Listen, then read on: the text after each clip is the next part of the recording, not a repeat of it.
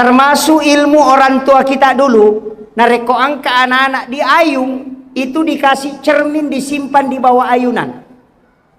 Orang Bugis dulu begitu. Jadi ya kok angka anak-anak itu jangan malah caming atau pisau yang kayak cermin disimpan di bawah ayunan. Itu ilmu jin. Ilmu jin. Karena di dalam cicak itu ada jin namanya Ummi Sibyan yang bisa membunuh janin dalam kandungan, bisa mencekik anak ketika dia tidur, sehingga badannya biru-biru, punggungnya biru-biru, sehingga dia mengambil cermin. Karena hanya satu cara yang bisa mengusir Ummi Sibyan dari cicak adalah meletakkan cermin supaya kena pantulannya. Itu ilmunya orang tua dulu. Sekarang orang mengatakan bid'ah karena dia tidak tahu.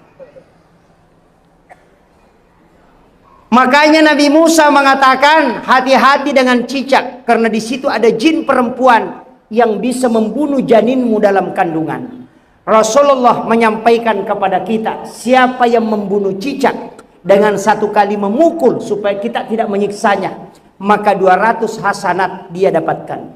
Karena membunuh satu cicak itu bisa menyelamatkan satu jiwa. Bayangkan itu, Pak.